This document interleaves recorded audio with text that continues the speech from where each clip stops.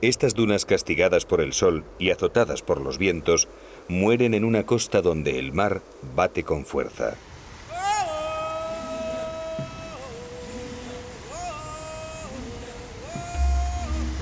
Durante siglos, los navegantes que hacían las rutas comerciales entre Europa y las Indias Orientales las temieron, respetaron y sobre todo las evitaron. Motivo de inspiración de grandes escritores, a lo largo de su litoral, un sinfín de pellejos y osamentas de animales se calcinan dando testimonio de la dureza de esta costa, donde solo los más fuertes y mejor adaptados son capaces de sobrevivir. Ellos han sido testigos de numerosas tragedias náuticas que le han valido a este lugar un nombre siniestro: la Costa de los Esqueletos. No hace mucho tiempo el hombre blanco también intentó adaptarse a esta tierra seca buscando un sueño dorado, los yacimientos de diamantes. Pero la naturaleza pudo más y pronto tuvieron que desistir.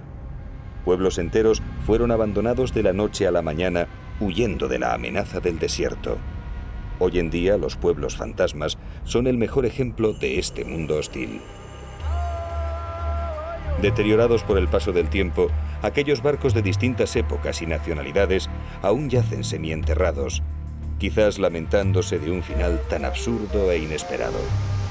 Los antiguos pecios de madera han ido desapareciendo por el efecto del mar, el viento y la arena, pero los más modernos buques de metal se levantan como fantasmas en las playas desiertas.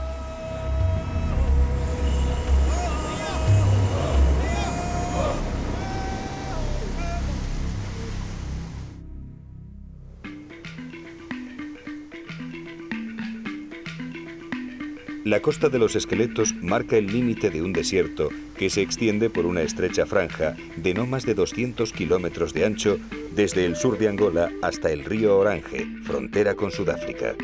Como un cinturón costero, las dunas y rocas del desierto del Namib cubren 250.000 kilómetros cuadrados a lo largo de los más de 2.000 kilómetros del litoral atlántico de Namibia.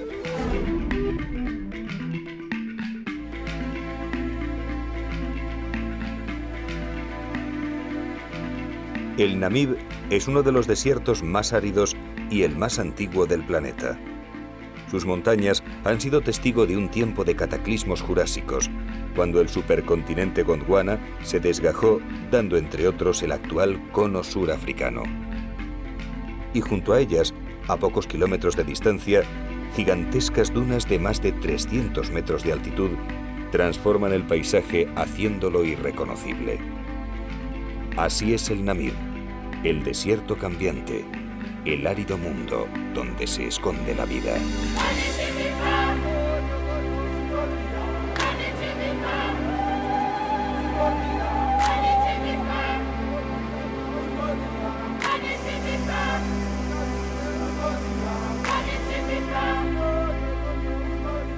Desde el aire, esta masa de arena anaranjada parece no tener fin. Aquí se encuentran las dunas más altas de la Tierra y bajo ellas el mayor depósito de diamantes del mundo. Es un espectáculo único que solo la naturaleza es capaz de ofrecer.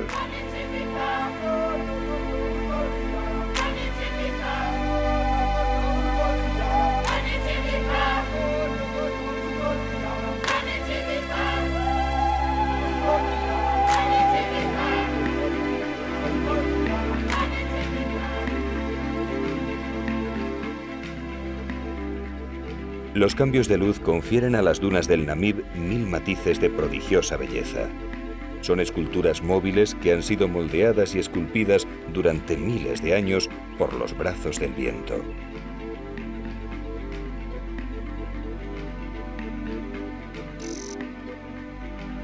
Los ríos subterráneos proporcionan el sustento para que alguna acacia se aferre a un verde inadecuado en la sinfonía de crudos colores que adornan el paisaje.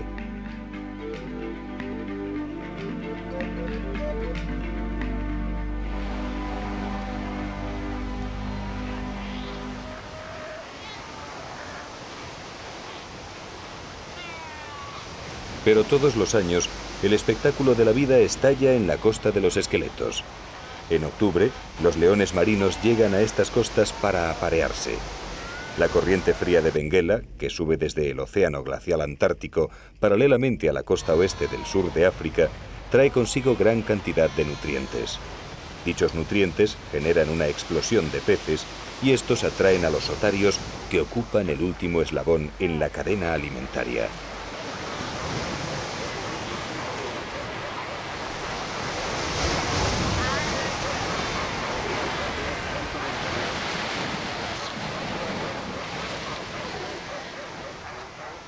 En Cabo Cross se encuentra la colonia más numerosa y en esta época se llegan a concentrar más de 100.000 leones marinos. Fuera del periodo de apareamiento apenas se ven machos. Estos comienzan a llegar a finales de octubre para marcar sus territorios. Llegan bien alimentados, alcanzando los 400 kilos de peso. Pero durante 6 semanas gastarán una considerable energía donde llegan a perder hasta 200 kilos defendiendo su territorio y cubriendo a las hembras.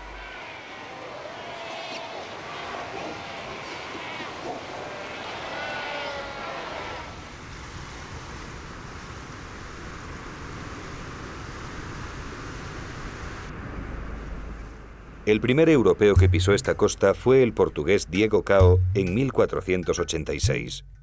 Un año más tarde, otro navegante portugués, Bartolomé Díaz, buscando protección de una tormenta, se adentró con sus 3 naves al interior de una bahía a la que bautizó como Bahía de las Vueltas, por todas las que tuvo que dar antes de alcanzar tierra.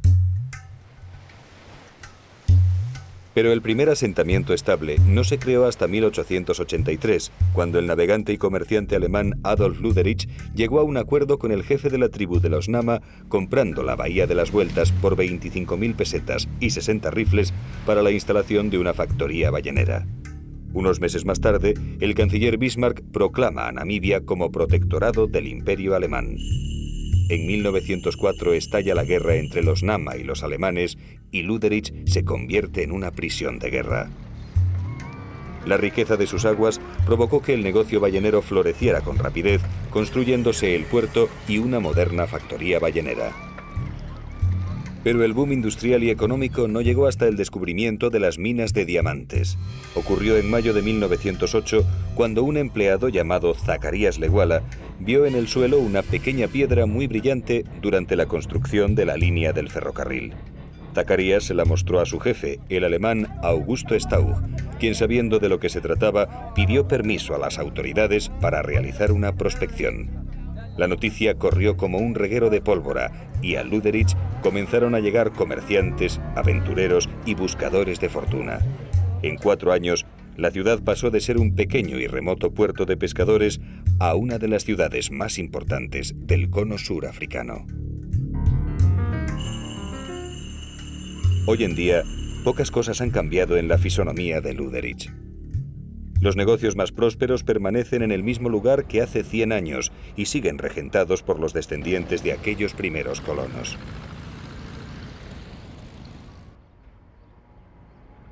Y la ciudad, aunque un poco más cambiada, continúa manteniendo esa atmósfera de ciudad fronteriza y apartada.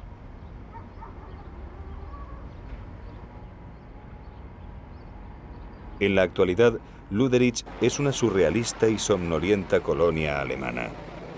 La viva imagen de un pequeño pueblo de la región germana de Baviera, pero ubicada en uno de los rincones más perdidos del sur de África, donde el viento sopla con especial rabia todo el año.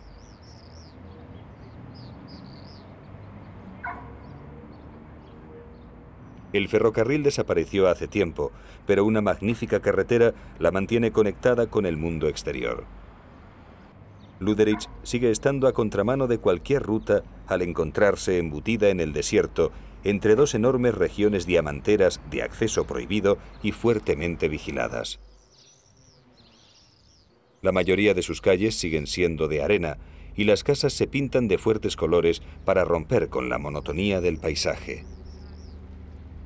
Aunque se encuentre rodeada de inagotables yacimientos de diamantes, estos apenas influyen en la economía local, ya que son transportados directamente a la vecina Sudáfrica. Pero Lüderich mantiene su prosperidad con el mismo negocio que la vio nacer, la pesca.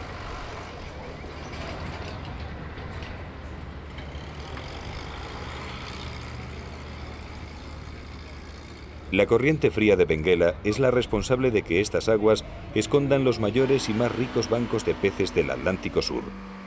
Toda la ciudad vive de la pesca de la merluza, langostas y algas marinas, que dan trabajo a más de 5.000 personas. Esta industria representa, después de los diamantes, la mayor fuente de ingresos del gobierno namibio.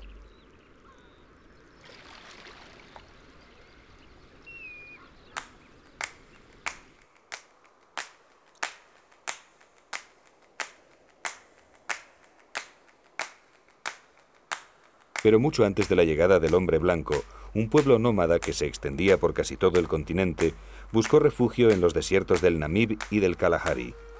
Eran probablemente los últimos residuos de una población de cazadores que fueron perseguidos y desplazados por tribus bantúes procedentes del norte. Aquellos que no lograron alcanzar el desierto fueron exterminados o esclavizados, primero por los propios bantúes y hotentotes, y más tarde por los conquistadores europeos, quienes los llamaron despectivamente bosquimanos.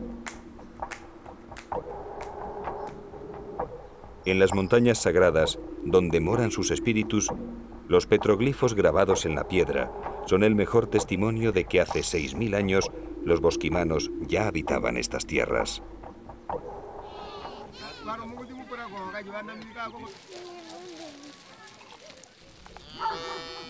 En la actualidad, la mayoría de los 100.000 bosquimanos que habitan en el desierto del Kalahari viven confinados en apartados guetos y en condiciones infrahumanas.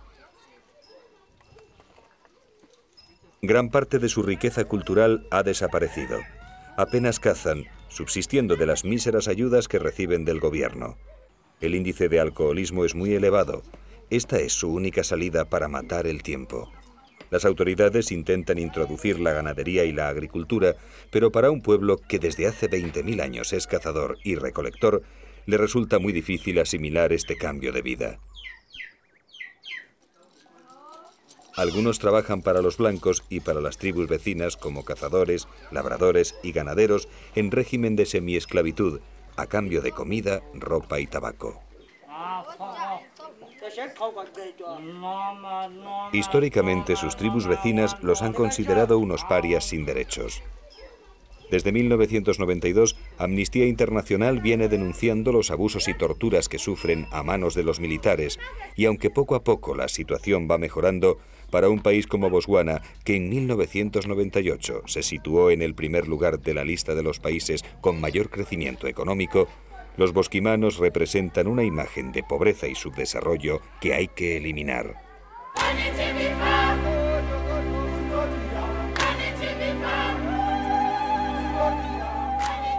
Poco a poco van cediendo terreno y sus antiguos territorios se han reducido considerablemente.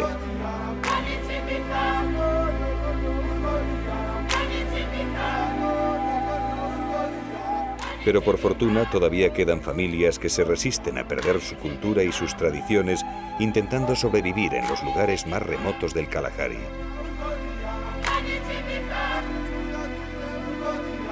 Chongwati es un pequeño asentamiento habitado por 4 familias que suman un total de 14 individuos.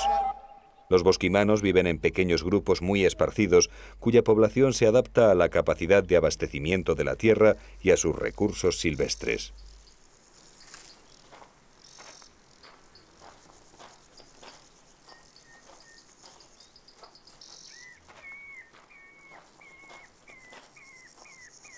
Kushai, Samgao, Tuka y Bo son los cabeza de familia de Chongwati. Hace varios días que se les acabó la carne, la base de su dieta alimentaria, y han decidido salir a los alrededores del poblado para intentar atrapar alguna liebre.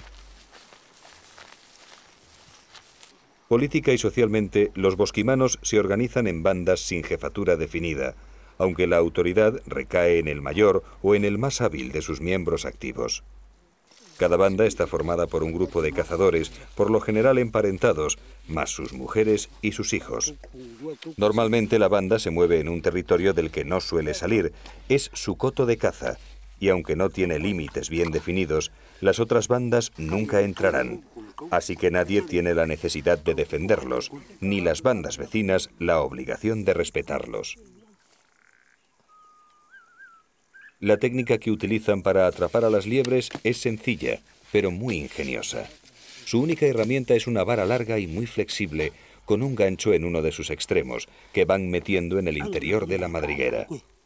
Cuando han acabado de introducirla, se la pegan a la mejilla para sentir si hay vibraciones, y si las hay, es que algún roedor ha quedado enganchado en el anzuelo.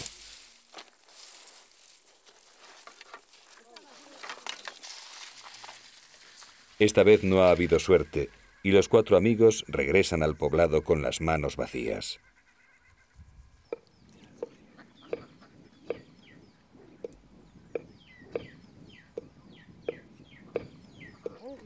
La fuerte sequía hace que la situación sea desesperante. Lo único que les queda para comer es mijo, del que fabrican un pan que apenas les aporta energía.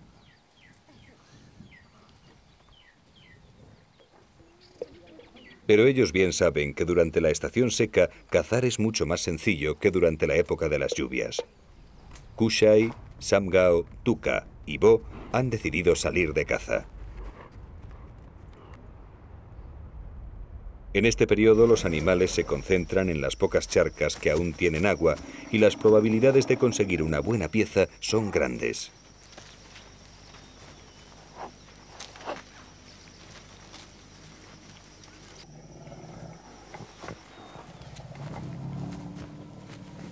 Namibia es uno de los países africanos más ricos en vida salvaje. Solo en el Parque Nacional de Etosha, el más grande del país, con una superficie similar a Bélgica, viven 114 especies de mamíferos y 340 de aves. El calor aprieta con fuerza y los grandes paquidermos tienen prisa por alcanzar el agua.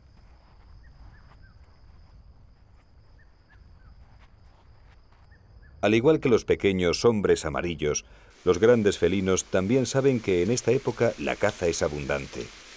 En los alrededores de los abrevaderos, los leones esperan a su presa protegidos y camuflados a la sombra de un árbol. Los posibles candidatos deben estar muy atentos y se vuelven tremendamente desconfiados.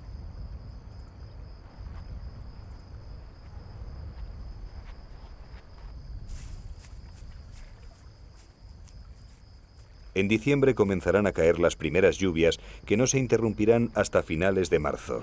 Durante estos meses, un verde y tupido manto de hierba cubrirá este enorme secarral. Los mamíferos se dispersarán y comenzarán a parir, y la vida de nuevo llegará a Etosha.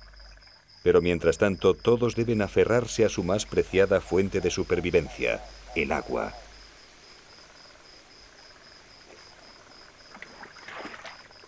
Solo los grandes predadores sentirán la llegada de las lluvias.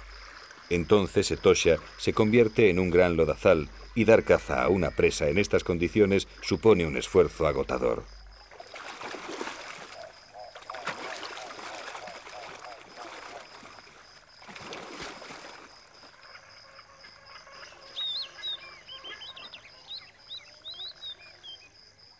Los elefantes deben acudir a diario a tomar su baño de lodo para desparasitarse. Ellos son los amos del lugar, y cuando llegan a la charca, los demás animales saben que deben retirarse. Los bosquimanos también los temen y respetan, y en las cacerías siempre tratarán de evitarlos.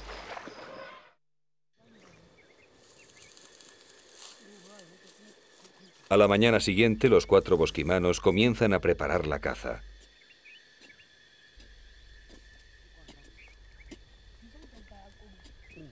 Su arma más poderosa se encuentra escondida bajo tierra.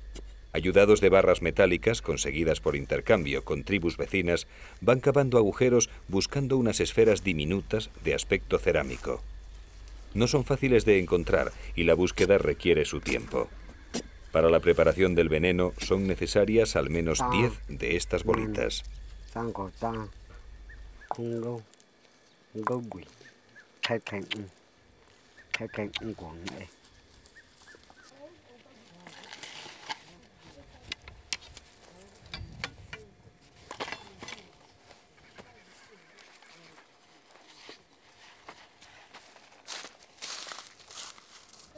De vuelta al campamento, los hombres se preparan para la elaboración de la pócima. No hay prisa. La prisa es un concepto de Occidente, y aquí no quieren saber nada de ella. Bo, el más viejo de los cuatro, dice que en Occidente tenemos los relojes, pero que ellos poseen el tiempo. El primer paso es raspar y luego machacar hasta convertirlo en un fino polvo, la semilla del camungarunga, un árbol endémico del desierto del Kalahari.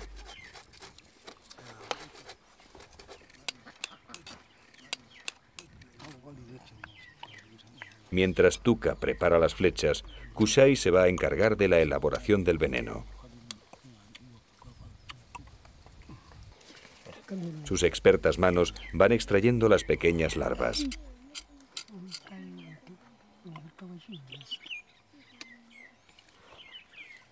Una vez bien agarrada, se le arranca la cabeza y, como si fuera un tubo de pegamento, se vacía su interior en un hueso de jirafa. Estas esferas son en realidad la envoltura de las larvas de unos escarabajos cuyos fluidos corporales producen un veneno mortal. Poco a poco en el cuenco se va acumulando un líquido amarillo de aspecto ambarino. Algunas veces el líquido extraído de las larvas se aplica directamente sobre las flechas, pero si se quiere conseguir un veneno más potente, el proceso es algo más complejo. Samgao mastica la raíz de una sansevieria, una planta con una fuerte toxina, que mezclado con el líquido de las larvas y el polvo de la semilla, dan como resultado una ponzoña capaz de matar a un hombre en poco tiempo y del que no se conoce antídoto posible.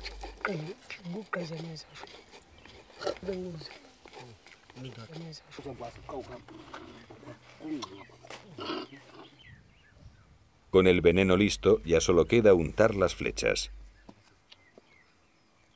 Cada cazador impregna concienzudamente los dardos, teniendo mucho cuidado de que la sustancia no entre en contacto con las heridas que tienen en su cuerpo. Esta circunstancia les podría causar graves problemas e incluso la muerte.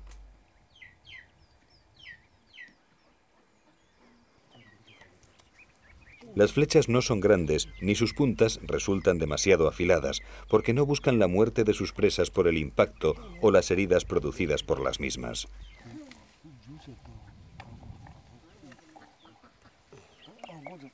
Las pequeñas puntas de metal son suficientemente fuertes como para hacer una pequeña herida al animal, y el veneno hará el resto del trabajo.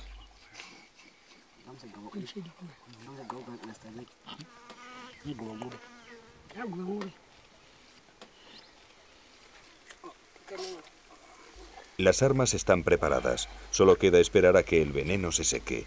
Mientras tanto, Bo, que también hace las funciones de chamán, busca en las runas los presagios del éxito y el apoyo de los espíritus de los muertos.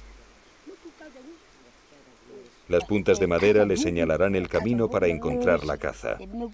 Este es un ritual obligatorio para tener buena fortuna y mantener alejados a los malos espíritus.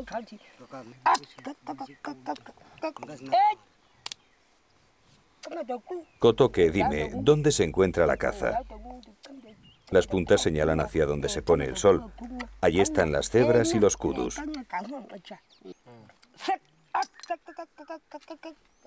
La madera dice que donde se levanta el sol hay un grupo de oryx y gacelas. Para ese lugar partirán mañana, antes del amanecer, los 4 cazadores.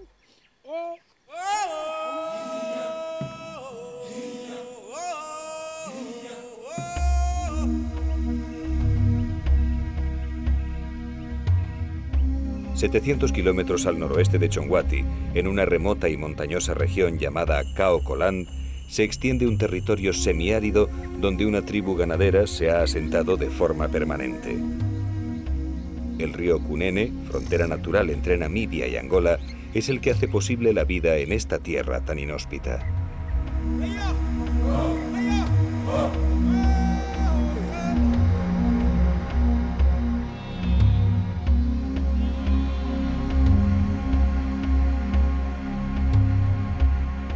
Los Himbas forman una de las tribus más interesantes y sobre todo mejor conservadas del continente.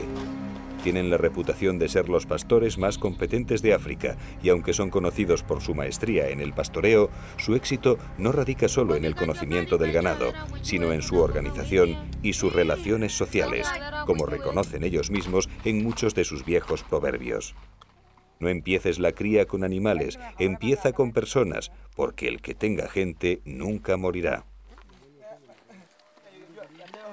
La sociedad Himba está organizada según el principio de doble descendencia.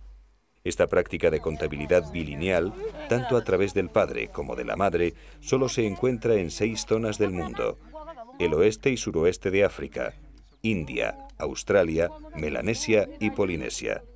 Todo el pueblo Himba nace en el clan matriarcal de su madre y en el patriarcal de su padre. El linaje materno controla la herencia de la riqueza material, incluido el ganado, y el linaje paterno es la unidad residencial y la estructura de autoridad. Opembe es un pequeño asentamiento habitado por 2 familias. Yakuja Yambiru es el Omuyona o jefe del clan. Hace 4 años sufrió un percance que a punto estuvo de costarle la vida.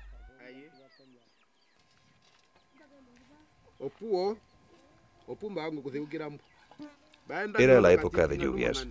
Nos encontrábamos al pie de las montañas de Omusati, guiando al ganado hacia las tierras altas.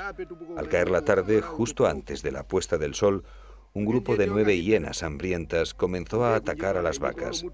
Armados solo con palos, intentábamos mantenerlas alejadas, pero una de ellas se me abalanzó por la espalda y me arrancó el brazo de un bocado. Un grupo de pastores vinieron a socorrerme y me trasladaron al hospital de Opuwo, donde llegué 2 días más tarde y casi muerto. Fue la primera vez que salí de mis territorios.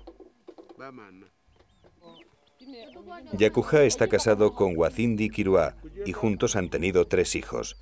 El mayor, Nabizó, es el responsable y el heredero de las vacas. El hijo pequeño se llama Kama Iguan y él es el encargado de cuidar las cabras. Y por último, Komané, la única hija del matrimonio.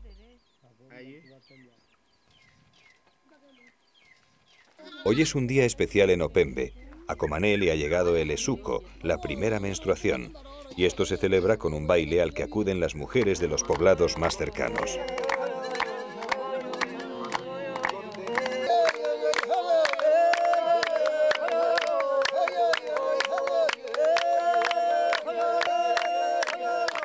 Con la llegada del esuko, su padre le quitará los brazaletes y las tobilleras hechas de fibras vegetales. Luego le cortará las trenzas de niña y le pondrá el ekori, el tocado de mujer. A partir de ahora, Komané está en condiciones de casarse y son sus padres los que decidirán quién será su futuro esposo. La poligamia está admitida entre los Himbas y Komané podrá mantener relaciones sexuales con quien quiera siempre que le pida permiso a su marido. Pero para la mujer es importante ser la primera esposa, pues conservará ciertos privilegios que le realzan su dignidad, como por ejemplo cuidar del fuego sagrado.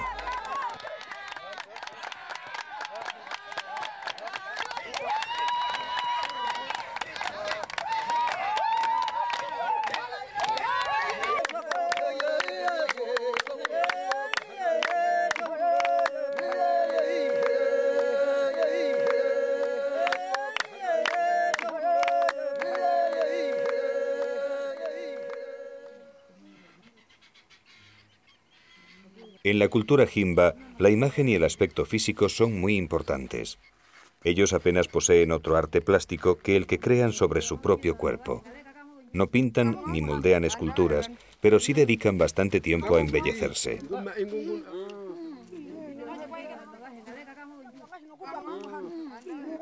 El adorno más preciado y que solo lucen las mujeres más privilegiadas es el ojumba, una concha de mar que consiguen por intercambio con las vecinas tribus Zemba, Tua o Hakaona. Una buena concha cónica puede llegar a costar un buey.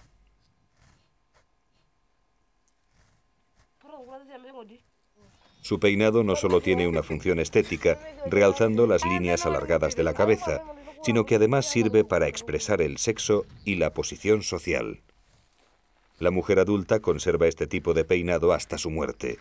Periódicamente se deshacen las trenzas para volver a hacerlas.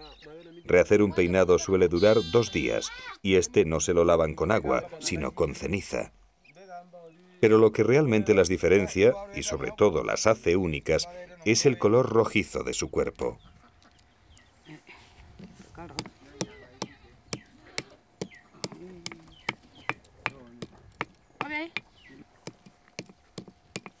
Este proviene de un tinte que las mujeres se dan con frecuencia y que obtienen machacando unas piedras muy valiosas con un componente férrico al que llaman Orquídea Maui.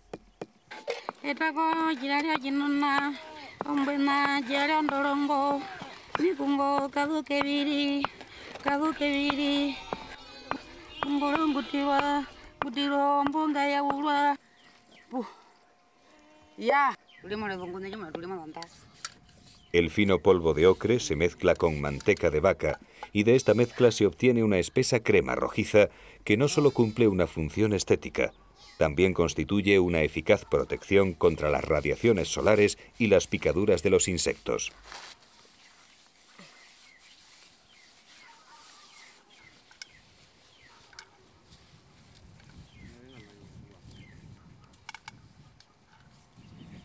Este es su único aseo diario.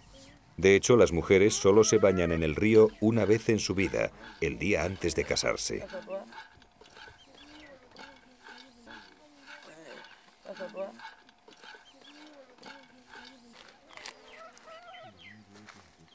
Para completar este peculiar aseo, Wacindi Kirua añade a la crema unas hierbas aromáticas de las que la mirra de Kaokolan es la más apreciada.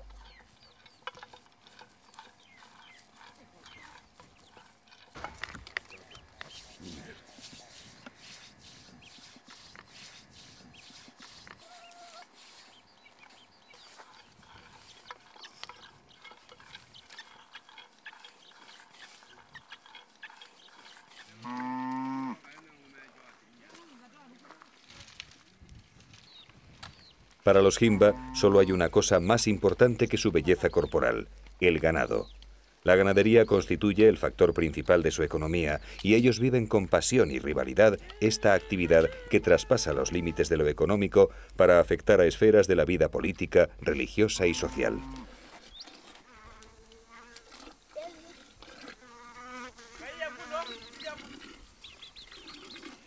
La vaca es el símbolo que mejor expresa su identidad y sus canciones están llenas de alusiones a sus vacas favoritas. De ellas consiguen todo lo necesario para vivir. La leche batida es la base de su alimentación y de ella extraen la manteca para la elaboración del tinte. Con su piel se visten y con sus excrementos construyen las chozas. Construir y reparar la casa es tradicionalmente, al igual que ordeñar las vacas, trabajo de la mujer. Ella debe buscar y preparar los elementos precisos con los que levantarla. Para ello se necesitan 4 materiales: ramas flexibles del árbol Homutati, estiércol fresco de vaca, arena arcillosa y cuerdas fabricadas con fibras de corteza.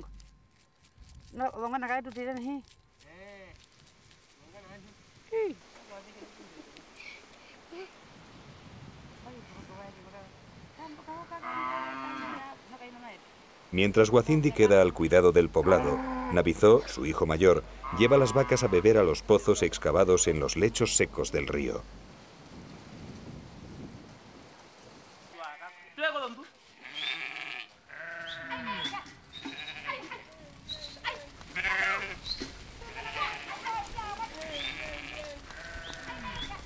En la estación seca, el agua es muy escasa, por lo que todos los pastores coinciden en el mismo lugar. Las vacas tienen preferencia sobre las cabras y éstas deben permanecer juntas para que no se mezclen con las de otro clan. Pero todas quieren beber a la vez y es entonces cuando se organiza un descontrol absoluto.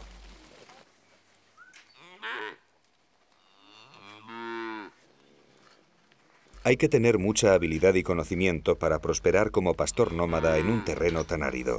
Hasta la peor sequía que se recuerda a principios de la década de los 80, los Himba se contaban entre los ganaderos más ricos de África.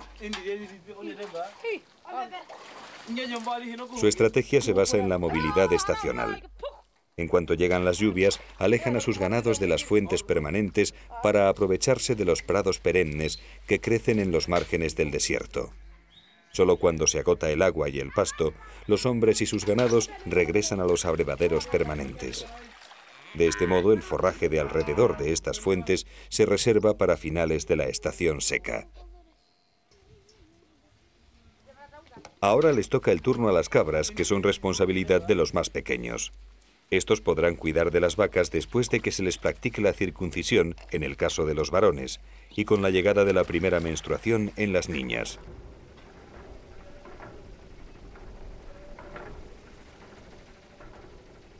En las zonas más próximas al desierto del Namib, el gobierno ha construido molinos de viento para favorecer su sedentarismo.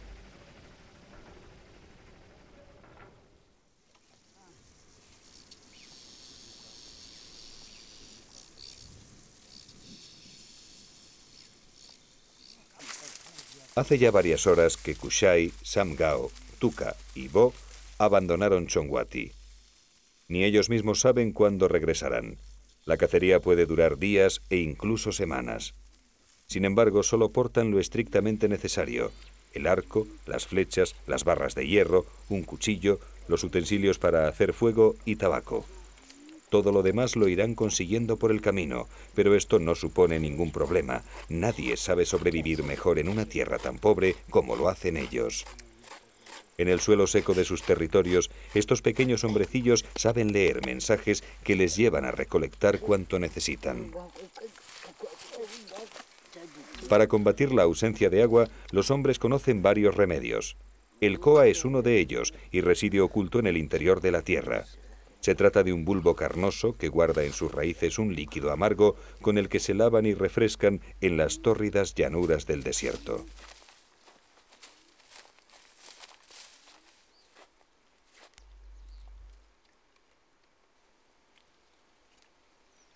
La comida la consiguen de igual forma.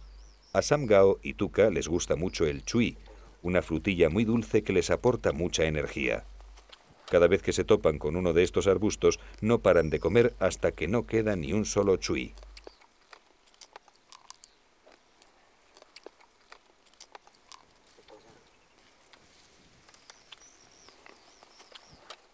Ellos conocen más de 100 especies de plantas alimenticias y 55 especies de animales, lo que significa que acumulan una gran fuente de conocimiento especializado sobre el área en el que habitan.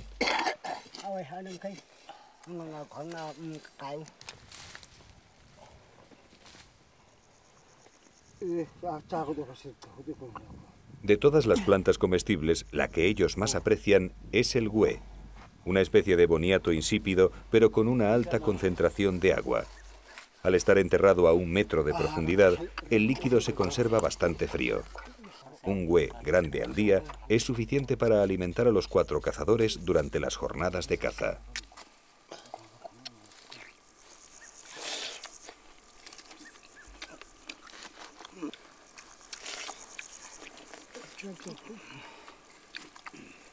La recolección es principalmente tarea de las mujeres, cuyo trabajo les proporciona igualdad de estatus con respecto a los hombres para tomar decisiones.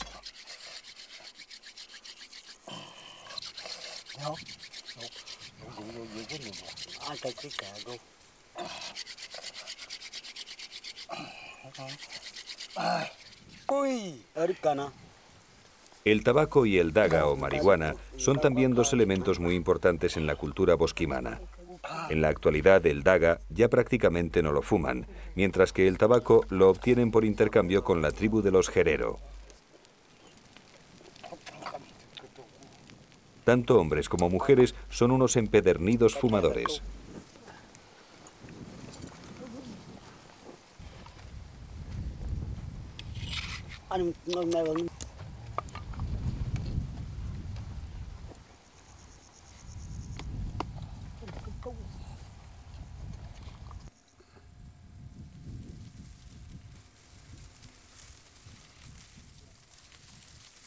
El grupo reanuda la marcha. Siempre que los bosquimanos salen de caza, caminan en fila de a 1. Poco a poco se aproximan a las primeras charcas. Aunque todavía están lejos para levantar sospechas entre las posibles presas, deben caminar con mucho sigilo.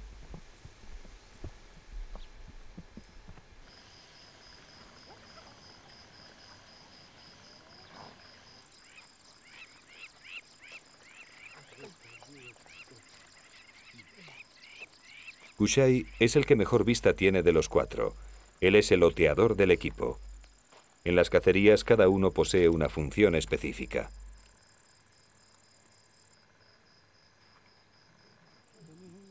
Tuka es el mejor cazador.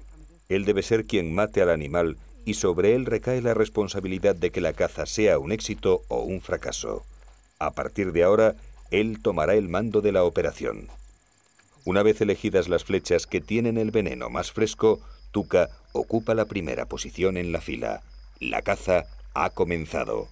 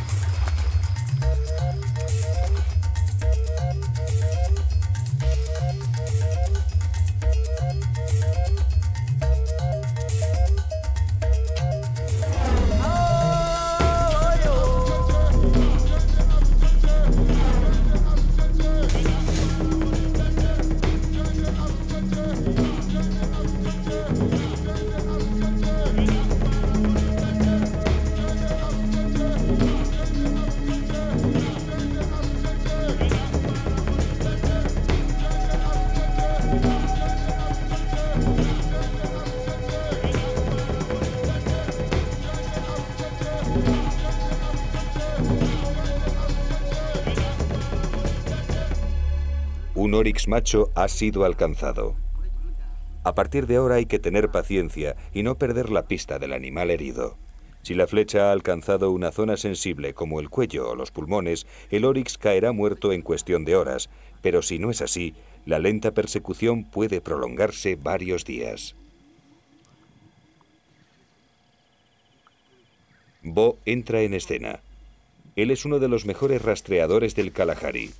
No en vano, Bo fue reclutado por las Fuerzas Armadas sudafricanas para encontrar el rastro de los rebeldes del SWAPO, la guerrilla namibia que a finales de los 80 luchó por la independencia del país.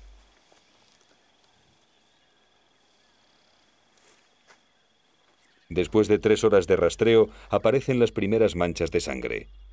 Tuka ha vuelto a demostrar su gran puntería. El oryx ha sido alcanzado en el pulmón derecho, produciéndole una muerte lenta y dolorosa. En cualquier caso, los bosquimanos son los seres más respetuosos con el medio en el que viven, y así lo reconocen muchos antropólogos. Al cazar tienen cuidado de no herir a las hembras y a los cachorros. Solo recolectan lo estrictamente necesario para alimentarse, y en sus fuegos utilizan la mínima cantidad de leña. En definitiva, han armonizado durante milenios con lo que hoy se consideran entornos marginales.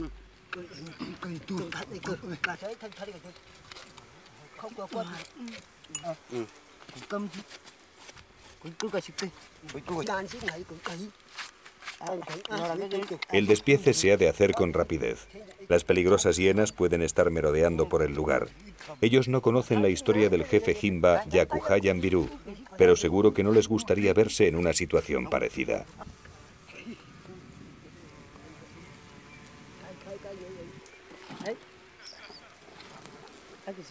Con esta carne tienen asegurada la comida para un par de semanas. La conservan ahumándola y es propiedad de toda la comunidad. Cuando la carne llega al poblado, un catador, normalmente un anciano, tiene la obligación de probarla antes de que nadie empiece a comer.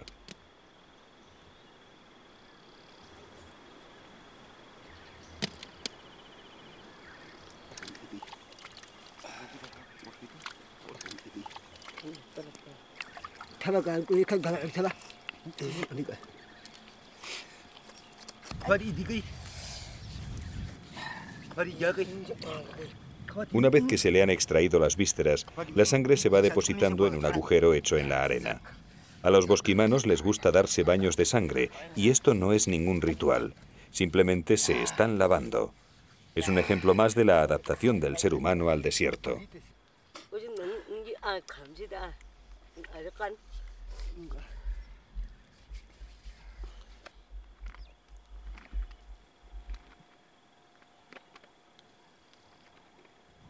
En menos de una hora, el Oryx ha sido despiezado y ya solo queda transportarlo al poblado. Pero 4 hombres no son suficientes, así que mañana tendrán que regresar de nuevo. La carne que dejan la envuelven en ramas y hierbas aromáticas. Luego la entierran limpiando cualquier rastro de sangre para no atraer a los carroñeros.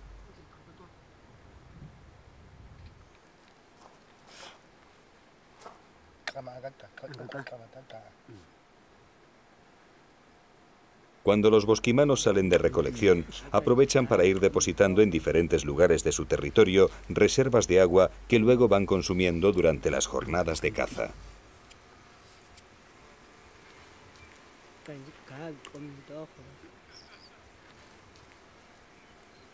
El agua se guarda en huevos de avestruz y son enterrados debajo de los matorrales para que se mantenga fresca.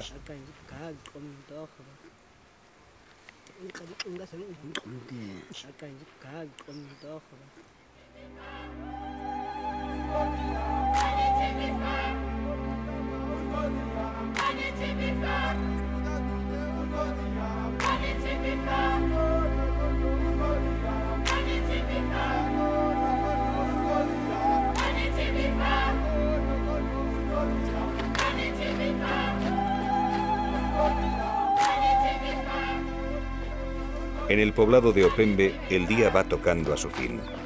Huacindi Kiruá prepara la cena, leche batida. Aunque los jimbas podrían comer carne todos los días, solo lo hacen en ocasiones muy especiales. El ganado es su única riqueza que hay que seguir aumentando para asegurar el bienestar económico y social de los hijos.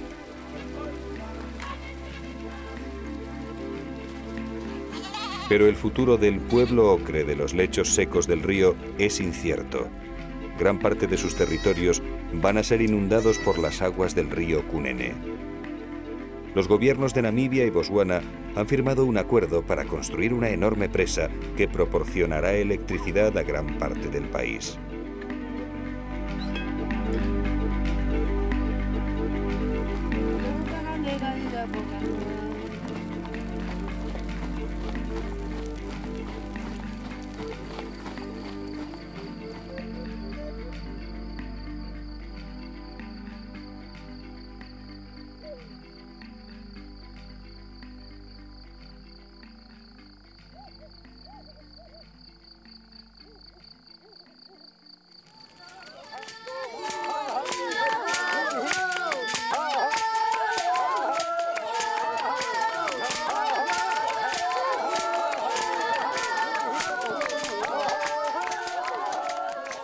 En el poblado de Chongwati, Kushai, Samgao, Tuka y Bo se reúnen con su familia en torno al fuego sagrado.